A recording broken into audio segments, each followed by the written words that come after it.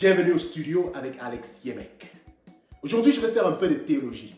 Alors, si vous n'êtes pas chrétien, je vous encourage simplement d'écouter et voir si vous pouvez ajouter dans votre connaissance peut-être ce que vous aimeriez bien connaître sur le christianisme. Il y a 3 choses dans la Bible, 3 choses très importantes que la plupart des chrétiens ne connaissent pas. Et ces 3 choses sont ce dont vous avez besoin pour bien interpréter la Bible. Si vous êtes pasteur et que vous ne vous reconnaissez pas dans ce que je suis en train de dire, je vais vraiment vous encourager de repartir étudier la théologie. Quelques classes de théologie, même pendant 2 ans, pour que vous essayiez de bien assimiler ce que vous êtes en train de dire à votre congrégation. C'est très important parce que la religion a beaucoup d'influence et on n'aimerait pas donner de fausses informations aux gens. La première des choses que les chrétiens ne connaissent pas dans la Bible, c'est que la Bible a un langage caché qu'on appelle la typologie. Je ne parle pas d'un langage secret, non, je parle d'un langage caché. C'est quoi la typologie? C'est Paul qui parle d'abord de la typologie dans sa lettre aux Romains. À un certain moment, il dit quoi? Il dit Adam préfigure Jésus-Christ. Alors Jésus est le nouveau Adam. La typologie veut dire que le Nouveau Testament est caché dans l'Ancien Testament et que l'Ancien Testament se révèle dans le Nouveau Testament. Comment est-ce qu'on peut donc matérialiser la typologie? Par exemple, prenons l'exemple d'Adam, puisque Paul lui-même parle d'Adam. Adam, par exemple, a des similarités avec Jésus. Et ce sont ces similarités-là qu'on appelle préfigurer Jésus. Et c'est de ça dont on parle, la typologie. Adam, par exemple, est la tête de l'Ancien Testament, pendant que Jésus, lui, est la tête du Nouveau Testament. Adam est le premier fils de Dieu, créé dans le monde. Jésus, lui, il est le premier et l'unique fils de Dieu. Adam est le roi de toute création, n'est-ce pas? Pendant que Jésus, lui, est le roi des rois. Alors, c'est comme ça que la typologie marche. Alors, dans la typologie elle-même, il y a 3 sortes de similarités. Alors, on parle de la première typologie avec Adam. Alors, je vais utiliser Moïse, parce que la typologie de Moïse est encore beaucoup plus claire. Par exemple, quand Moïse est né, le pharaon a décidé de tuer les enfants de 0 à 2 ans. En Israël, qu'est-ce qui se passait avec Israël? Israël, ils étaient les esclaves des Égyptiens. Alors, ils se multipliaient tellement, alors les Égyptiens ont commencé à avoir peur. Ils se sont dit, non, on doit commencer à les exterminer. Alors, dès que Moïse est donc né, on a demandé de tuer ces enfants-là de 0 à 2 ans. Les parents de Moïse l'ont pris, on l'a mis dans un panier et on l'a envoyé dans l'eau du côté de l'Égypte. Il a été sauvé dans le palais du roi par la fille même du roi. Et elle l'a appelé Moïse. Moïse veut dire quoi? Sauvé de l'eau, ou bien sauvé par l'eau. Alors vous connaissez cette histoire même dans le Nouveau Testament. Quand Jésus est né, qu'est-ce qui s'est passé? Le roi Hérode a demandé de tuer les enfants de 0 à 2 ans. Exactement comme ça s'est passé avec Moïse. Pourquoi il a entendu qu'il y a un roi qui est en train d'être né? Alors, où est-ce que les parents de Jésus ont sauvé Jésus? En Égypte, tout comme Moïse. Alors Jésus veut dire quoi? Le sauveur. Tout comme Moïse a été sauvé par l'eau. Le premier miracle public de Moïse était de transformer l'eau en sang. Pendant que le premier miracle public de Jésus était de transformer l'eau en vin. Ce vin qui deviendra aussi son sang avant qu'il ne meure. Quand il dit, voici mon sang, prenez et buvez. Alors Moïse va aussi montrer qu'il est un sauveur. Il prend les Israélites et il les amène dans le désert en passant par l'eau du Jourdain. Ils arrivent au désert et puis Moïse va pour jeûner pendant 40 jours et 40 nuits. Alors qu'est-ce que Jésus lui fait? Quand il est prêt pour son ministère, il passe par la même eau du Jourdain, là où le peuple d'Israël a été sauvé. Lui aussi va là-bas et c'est là où on le baptise. Et après son baptême, qu'est-ce qui se passe? Il entre dans le désert pour aller jeûner pendant 40 jours et 40 nuits. Pendant que Moïse est en train de jeûner, qu'est-ce qui se passe? Les Israélites se fatiguent et ils tombent en tentation. Quand Moïse revient, il les reproche. C'est que, mais vous créez des dieux en veau d'or et ce genre de choses. Vous n'avez qu'un seul Dieu. Vous pleurez de la famine. Dieu vous dit que la nourriture n'est pas la seule chose dont vous avez besoin pour survivre, mais toute parole qui vient de la bouche du Seigneur. Vous ne pouvez pas mettre Dieu dans le test. Ce sont les mêmes paroles que Jésus utilise quand lui, il est tenté au désert, quand il est en train de jeûner pendant les 40 jours et 40 nuits. Le diable lui dit quoi? Oh, prends cette pierre et dis ce que tu veux, il se transformera en pain. Qu'est-ce qu'il dit au diable? Il lui dit, on ne vit pas que de la nourriture, mais de toute parole qui vient de Dieu. Tu ne mettras pas Dieu dans le test. Quand Moïse revient, il nomme 12 juges pour juger les 12 tribus d'Israël. Quand Jésus revient, il nomme 12 disciples. Et il dit aussi que vous allez juger les 12 tribus d'Israël. Quand Moïse veut se retirer pour aller parler à Dieu, qu'est-ce qu'il fait? Il va avec 3.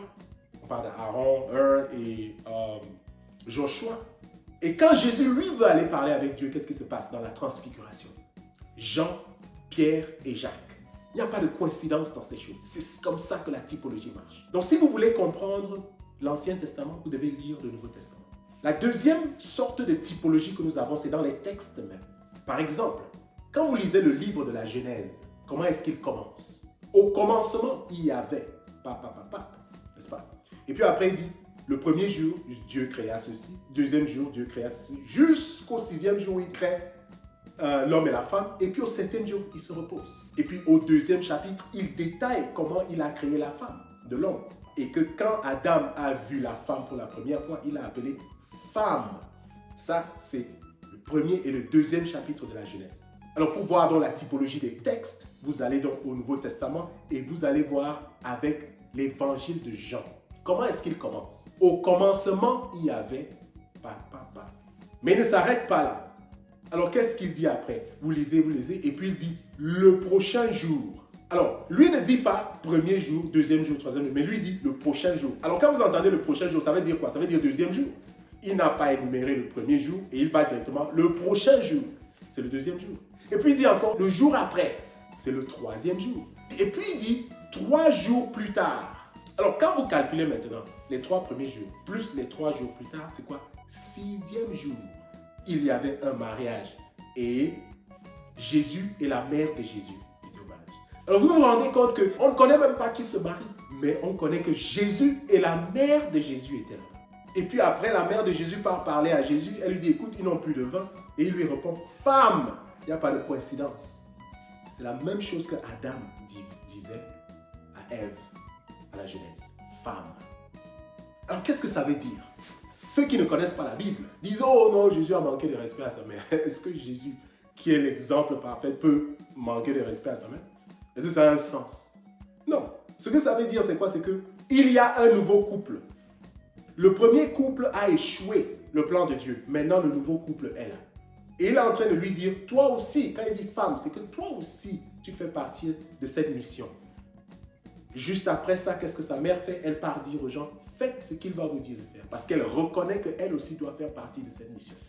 Alors, il y a un nouveau couple. Mais ce couple-là est différent du premier couple. Alors, vous voyez comment les textes montrent les similarités. Il n'y a pas de coïncidence dans ces choses. Alors, vous voulez connaître la typologie d'Exode, c'est l'évangile de Luc. La typologie des livres des rois, c'est l'évangile de Matthieu. Donc il y a la typologie même dans les textes. La troisième sorte de typologie que nous voyons dans les textes, c'est comment Dieu utilise les membres de famille, spécialement entre l'aîné et le petit frère. Dieu ne travaille pas avec l'aîné, il travaille toujours avec le plus petit. On peut commencer avec les enfants de Adam et Ève. Les deux viennent. Nous avons Caïn et nous avons Abel. Les deux font un sacrifice à Dieu. Mais Dieu choisit le sacrifice de qui? Abel. C'est lui qui satisfait Dieu. On peut continuer avec les enfants d'Abraham. Le premier, c'est Ismaël. Le second, c'est qui? Isaac. Abraham travaille avec Isaac. Parce que c'est là où Dieu trace son plan. Et Ismaël et sa mère sont chassés de la maison d'Abraham. Alors même les enfants d'Isaac, nous avons Esau, nous avons Jacob. Esau vend sa bénédiction à Jacob. Il arrive un jour, il a faim, et puis Jacob lui dit, ok, si tu veux que je te donne à manger, tu me donnes ton droit de naissance. Et Esau lui dit, oh oui, bien sûr, tu prends. Et voilà comment la mère travaille avec Jacob pour s'emparer de la bénédiction d'Esau. Alors c'est ce second fils qui devient Israël et qui donne naissance à 12 garçons, plus une fille 13. Ce n'est pas le premier fils de Jacob avec qui Dieu travaille, c'est avec Joseph. C'est Joseph qui fait venir sa famille en Égypte. c'est lui qui les remet ensemble. Et c'est de lui que la bénédiction vient. On peut continuer même avec les enfants de Joseph, Éphraïm et Manasseh. Manasseh est l'aîné, Éphraïm est le second. C'est Éphraïm qui fait plaisir à Dieu. Alors vous qui avez l'habitude de « Oh non, les premiers-nés sont bénis, les premiers-nés sont bénis ». Peut-être dans les cultures africaines et d'autres cultures, oui, c'est ça. Mais ne mélangez pas ces choses-là avec le christianisme. Parce que si vous ne comprenez pas le christianisme, ce n'est pas comme ça que ça marche. Si vous voulez donner la bénédiction à vos enfants, vous donnez à tous les enfants. Parce que vous ne savez pas qui va satisfaire Dieu, qui va satisfaire la famille, qui sera la tête de la famille. Ce n'est pas nécessairement le premier-né. Alors vous voyez parfois les chrétiens, oh non, bénis les premiers-nés, bénis les premiers-nés. Non, bénissez vos enfants. Voilà les 3 sortes de typologies qui existent dans la Bible. Et si vous voulez être un pasteur qui connaît bien la Bible, vous devez aller étudier ça si vous ne connaissez pas la typologie. La deuxième chose que beaucoup de gens ne connaissent pas dans la Bible, c'est que la Bible est divisée en 3 parties. Et ces 3 parties représentent les 3 cycles de l'homme. La première partie ou le premier cycle de l'homme, c'est la naissance de l'homme. Le livre de la Genèse, qui veut dire le commencement, la naissance, la création. Ça représente la naissance de l'être humain. Quand un enfant naît, il est avec ses parents, il a confiance entièrement à ses parents. Il n'a même pas le choix. La première partie de la Bible, Israël est né dans la Genèse. Et vous avez la deuxième partie de la Bible qui est l'Exode. L'Exode, c'est qui veut dire quoi? L'exit, c'est-à-dire sortir. C'est comme un enfant qui est devenu adolescent, qui est en train de devenir un adulte, qui sort de la maison de ses parents pour aller maintenant vivre de lui-même. Israël est maintenant libéré d'Égypte et va au désert où il va former sa propre nation. Et puis après, vous avez la troisième partie de la Bible, qui est le livre des rois, qui est représenté par la vie après la mort de l'être humain. Quand l'être humain sera finalement dans le royaume des cieux où il va vivre éternellement dans la joie, avec son roi, avec son Dieu, avec son Créateur. C'est ça qu'on voit avec le roi Salomon, qui est vraiment le roi le plus puissant qui a existé dans le monde, qui montre vraiment le top des tops que Israël a atteint. C'est une représentation du royaume des cieux. La troisième chose très importante qui est dans la Bible que la plupart des chrétiens ne connaissent pas, c'est l'interprétation de la Bible. On n'interprète pas la Bible avec un verset ou 2 versets. Il y a certaines personnes qui le font. Oh, Jean chapitre 1, verset 6. Et puis vous donnez tout un évangile là-dessus. Ça ne se fait pas. Si vous voulez proprement interpréter la Bible, vous devez donner tout le chapitre. Et si vous voulez donc que la personne sache exactement là où vous avez pris certaines paroles, vous pouvez dire, ok, vous lisez tout le chapitre, le premier chapitre de Jean, et puis vous allez donc voir au verset 6, il y a ceci, cela, ceci. C'est comme ça. Alors, c'est très important de parler de ça parce que ça apporte beaucoup de conflits. Par exemple, je vais vous donner un conflit. Vous avez Paul dans sa lettre aux Romains qui dit que vous n'avez que besoin de la foi pour croire en Dieu. Et puis vous avez Jacques dans sa lettre qui dit la foi sans travail n'est rien. Ce n'est pas une foi, n'est-ce pas? Alors certaines personnes, certains chrétiens disent oh non, tu n'as que besoin de la foi, c'est tout. Et alors ça fait comme s'il y a un conflit. La Bible n'a pas de contradiction. La raison pourquoi beaucoup de gens ne comprennent pas ça, c'est parce qu'ils ne lisent pas tout le chapitre. De un, d'abord, vous devez comprendre pourquoi Paul est en train d'écrire et pourquoi est-ce que Jacques, lui, il est en train d'écrire. Les lettres de Jacques, Pierre et Jean s'appellent les lettres universelles. Elles s'adressent à toute l'Église. Par contre, Paul, quand lui il écrivait ses lettres, il s'adressait aux problèmes spécifiques des Romains, de la Galate ou alors des Corinthiens. Alors, donc, chez les Romains, eux, ils croyaient que, malgré le fait qu'ils sont déjà chrétiens, qu'ils doivent toujours continuer de faire les sacrifices que Moïse leur demandait de faire. Donc, quand vous faites quelque chose de mal, vous apportez un agneau sans tache et vous faites le sacrifice. Alors, Paul est en train de dire, non, ces sacrifices-là, où vous deviez apporter les anneaux sans tache, vous devez apporter ceci ou cela, non, ces sacrifices-là n'existent plus. Jésus a déjà couvert ça. Lui, il est l'agneau sans tache. Il était l'agneau sans tache. Il était tous les sacrifices qu'on vous a demandé de faire. Ça n'a rien à voir avec les 10 commandements. Les 10 commandements, c'est une pratique morale. Ce n'est pas matériel, c'est moral, la moralité qui continue, qui a été confirmée dans le Nouveau Testament. Ça n'a rien à voir. On parle des sacrifices matériels que les Juifs devaient faire. Anneau sans tache, argent, les 10% et tout ce genre de choses-là. Alors, Paul est en train de dire non, vous les Romains, non, vous n'avez plus besoin de ce genre de sacrifice. Le seul sacrifice qu'on vous demande, c'est la foi en Jésus. Parce que lui, il a déjà tout fait. Vous, vous devez seulement avoir foi en lui. Alors, qu'est-ce que Jacques, lui, il dit sur la foi? Il est en train de donner la définition de la foi. C'est quoi la foi dont on est en train de parler? Il dit, elle doit avoir du travail. C'est-à-dire que vous devez montrer par vos actions ce que c'est que la foi. C'est ça la différence entre les deux. Jacques est en train de donner la définition de la foi. Une foi sans travail n'est pas une foi. Une foi sans bonnes actions. Quand j'étais malade à l'hôpital, tu m'as visité. Quand j'avais faim, tu m'as nourri. Comment est-ce que nous traitons les autres? L'amour que nous donnons aux autres. Alors, si vous ne pouvez pas montrer ça dans vos actions, comment est-ce que nous pouvons dire que vous avez la foi? Paul dit même que Abraham avait foi en Dieu. Il avait seulement foi en Dieu. Et cette foi-là, comment est-ce qu'il l'a montré? En allant sacrifier son fils. Du travail. C'est-à-dire, je montre par mes actions. Et c'est ça que Jacques est en train de dire. Et Jésus, lui, qu'est-ce qu'il dit?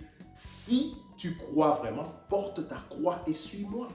Alors, le fait de porter sa croix est une action. Ça confirme ce que Jacques est en train de dire. Alors, c'est ça. C'est parce qu'on ne prend pas du temps pour bien comprendre la lettre qu'on est en train de lire. Lire les introductions de la lettre avant même de commencer. Lire tout le chapitre et interpréter de cette manière-là. Au lieu d'aller prendre ce qu'on appelle en anglais proof text, c'est une mauvaise manière d'interpréter la Bible. Vous prenez un verset par là, vous prenez l'autre verset par là, et puis vous voulez commencer à dire aux gens sur ce que vous avez compris là-dessus. Mais vous ne pouvez pas. Si je viens maintenant et que je dis, finalement j'ai mangé du riz. Donc vous allez me dire finalement quoi? Comment est-ce que l'histoire a commencé? Le début c'est quoi? Et c'est ça. C'est ça. Vous allez au début du chapitre, vous lisez tout le chapitre, et si vous voulez donc vous concentrer sur un verset, vous dites, ok, voilà donc pourquoi ce verset dit ceci. Voilà les 3 choses les plus importantes que la plupart des chrétiens ne connaissent pas dans la Bible.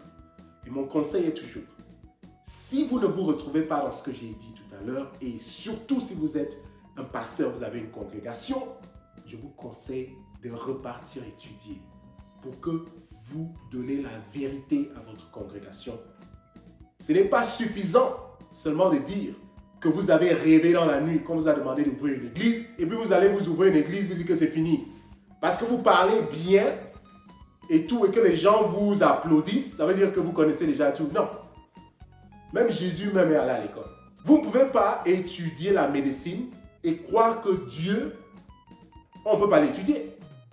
Mais vous savez quand même que pour que vous soyez médecin, vous devez étudier la médecine. Pour que vous soyez avocat, vous devez aller à l'école de droit. Pour que vous soyez ceci, cela, oui. Mais Dieu aussi doit être étudié. La théologie est la matière la plus élevée de toutes les matières. Pourquoi? Parce que c'est l'étude de Dieu. La philosophie vient en deuxième lieu. Parce que tout est la philosophie. Quand vous entendez parler du PhD, PhD veut dire quoi? Docteur en philosophie de médecine, docteur en philosophie de sciences, docteur en philosophie de droit et autres. Alors toutes les autres matières qui viennent, on prend le temps pour les étudier. Mais on ne veut pas étudier la théologie, on se dit que c'est fini. Non, voilà pourquoi nous avons des églises qui naissent matin, jour, nuit et soir, qui ont des noms bizarres, qui font des trucs bizarres, on nous dit de faire des choses bizarres, parce que ces gens ne prennent pas le temps de bien étudier. Merci beaucoup de prendre le temps de suivre mes vidéos. Vous êtes avec Alex Yemek, et comme je le dis toujours, je ne suis pas un pasteur, je suis un philosophe.